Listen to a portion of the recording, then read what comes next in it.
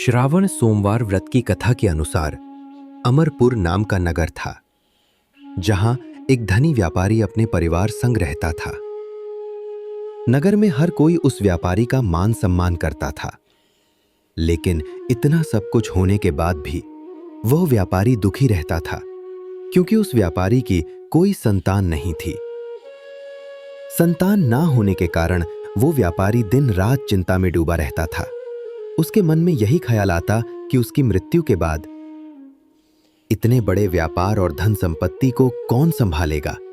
पुत्र पाने की इच्छा से वो व्यापारी सोमवार व्रत करता था और भगवान शिव की विधि विधान पूजा किया करता था। शाम के समय व्यापारी शिव मंदिर में जाकर भगवान शिव के समक्ष घी का दीपक जलाता था।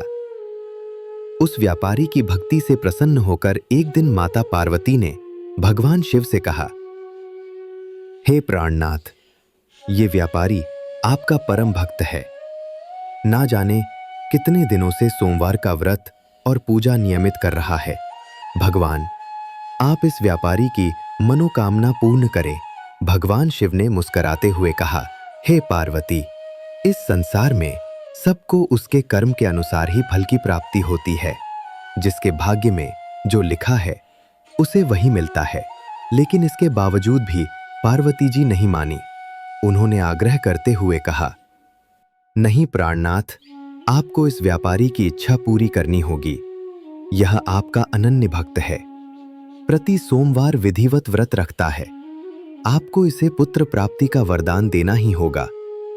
माता पार्वती का इतना आग्रह देख भगवान शिव ने कहा, तुम्हारे आग्रह पर मैं इस व्यापारी को पुत्र प्राप्ति का वरदान देता हूं, लेकिन उसका पुत्र केवल 16 वर्ष तक ही जीवित रहेगा।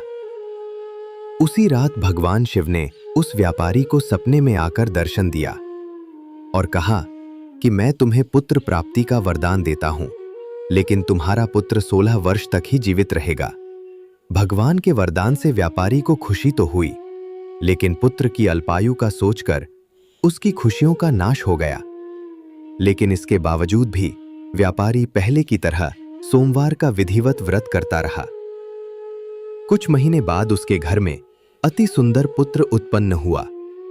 व्यापारी ने धूमधाम से पुत्र जन्म का समारोह मनाया। व्यापारी मन ही मन दुखी रहता था, क्योंकि वो अपने पुत्र की अल्पायु का रहस्य जानता था। ये रहस्य उसने घर में किसी को नहीं बताया था। विद्वान ब्राह्मणों ने उस पुत्र का नाम अमर रखा। जब अमर 12 वर्ष का हुआ तो उसे शिक्षा ग्रहण करने के लिए वाराणसी भेजने का निश्चय हुआ। व्यापारी ने अमर के मामा दीपचंद को बुलाया और कहा कि अमर को शिक्षा प्राप्त करने के लिए वाराणसी चलाइए। इस तरह से अमर अपने मामा के साथ शिक्षा प्राप्त करने के लिए निकल पड़ा। रास्ते में जहां भी अमर और दीपचंद ठहरते, वहीं यज्ञ करते और ब्राह्मणों को भोजन कराते रहते। लंबी यात्रा के बाद अमर और दीपचंद एक नगर में पहुंचे। उस नगर के राजा की कन्या का विवाह था, जिसके लिए पूरा राज्य सजाया गया था। राजा की कन्या की बारात आ गई, लेकिन वर का पिता अपने बेटे के एक आंख से काने होने के कारण दुखी था। उसे भय था कि राजा को इस बात का पता चलने पर कहीं वो अपनी पुत्री का विवाह करने से इनकार न कर दे। वर के पिता की नजर अमर पर पड़ी तो उसके दिमाग में एक विचार आया। उसने सोचा कि क्यों न इस लड़के को दूल्हा बनाकर राजकुमारी से विवाह करा दूं। विवाह के बाद इस लड़के को धन देकर विदा कर दूंगा और राजकुमारी को नगर ले आऊंगा। वर के पिता ने इस बारे में अमर और उसके मामा दीपचंद से बात की। दीपचंद ने धन के लालच में वर के पिता की बात स्वीकार कर ली। अमर को दूल्हे के वस्त्र पहनाकर राजकुमारी चंद्रिका से उसका विवाह संपन्न कराया गया।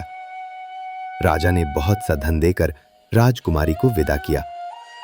अमर जब लौट रहा था तो उसने जाते जाते राजकुमारी की ओढ़नी पर लिख दिया, राजकुमारी चंद्रिका, तुम्हारा विवाह मेरे साथ हुआ था। मैं वाराणसी में शिक्षा प्राप्त करने जा रहा हूं। अब तुम्हें जिस नवयुवक की पत्नी बनना पड़ेगा वो एक आंख से काना है। जब राजकुमारी ने अपनी ओढ़नी पर लिखा हुआ पढ़ा तो उसने काने लड़के के साथ जाने को मना कर दिया। उधर अमर अपने मामा दीपचंद के साथ वाराणसी पहुंच गया। अमर ने गुरुकुल में पढ़ना शुरू कर दिया। जब अमर 16 वर्ष का हुआ तो उसने एक यज्ञ किया। यज्ञ की समाप्ति पर ब्राह्मणों को भोजन कराया और उन्हें अन्न और वस्त्र दान किए। रात को अमर जब अपने शयन कक्ष में सो रहा था तो शयन अवस्था में ही अमर के प्राण पखेरु उड़ गए। सुबह जब उसके मामा अमर को देखने आए तो उसे मृत देखकर रोने पीटने लगा। मामा के रोने के स्वर समीप से गुजरते हुए भगवान शिव और माता पार्वती ने भी सुने। पार्वती जी ने भगवान से कहा, प्राणनाथ, मुझसे इस व्यक्ति की पीड़ा सहन नहीं हो रही, आप इस व्यक्ति के कष्ट अवश्य दूर करें। भगवान शिव ने पार्वती जी से कहा, हे पार्वती, यह तो उसी व्यापारी का पुत्र है। मैंने इसे 16 वर्ष की आयु का वरदान दिया था, इसीलिए इसकी मृत्यु हो गई। इसी की मृत्यु के कारण इसका मामा विलाप कर रहा है। पार्वती जी ने फिर भगवान शिव से निवेदन किया, हे प्राणनाथ, आप इस लड़के को जीवित करें, नहीं तो इसके माता पिता रो रोकर अपने प्राणों का त्याग कर देंगे। इस लड़के का पिता तो आपका परम भक्त है। पार्वती के आग्रह करने पर भगवान शिव ने उस लड़के को जीवित होने का वरदान दिया और कुछ ही पल में वो जीवित हो गया। शिक्षा समाप्त कर अमर मामा के साथ अपने नगर वापस चल दिया। दोनों चलते हुए उसी नगर में पहुंचे जहां अमर का राजकुमारी के साथ विवाह हुआ था। उस नगर में भी अमर ने यज्ञ का आयोजन किया। समीप से गुजरते हुए नगर के राजा ने यज्ञ का आयोजन देखा। राजा ने अमर को पहचान लिया। राजा अमर और उसके मामा को महल में ले गया और कुछ दिन उन्हें महल में रखकर बहुत सारा धन और वस्त्र देकर अपनी बेटी को अमर के साथ विदा किया। दीपचंद ने नगर में पहुंचते ही एक दूत को घर भेजकर अपने आगमन की सूचना भेजी। बेटे अमर के जीवित वापस लौटने की बात सुनकर व्यापारी बहुत प्रसन्न हुआ। व्यापारी ने अपनी पत्नी के साथ स्वयं को कमरे में बंद कर रखा था। भूखे प्यासे रहकर वो दोनों अपने बेटे की प्रतीक्षा कर रहे थे। उन दोनों ने प्रतिज्ञा कर रखी थी कि यदि उन्हें अपने बेटे की मृत्यु का समाचार मिला तो वो दोनों भी अपने प्राण त्याग देंगे। व्यापारी और उसकी पत्नी नगर के द्वार पर पहुंचे। अपने बेटे के विवाह का समाचार सुनकर उनकी खुशी का ठिकाना नहीं रहा। उन्होंने अपनी पुत्रवधू चंद्रिका और अपने पुत्र का शानदार स्वागत किया। उसी रात भगवान शिव ने व्यापारी के स्वप्न में आकर कहा, हे श्रेष्ठी, मैंने तेरे सोमवार के व्रत करने और व्रत कथा सुनने से प्रसन्न होकर तेरे पुत्र को लंबी आयु का वरदान दिया है। व्यापारी बहुत प्रसन्न हुआ। अतः सोमवार का व्रत करने से व्यापारी के घर में खुशियां लौट आईं।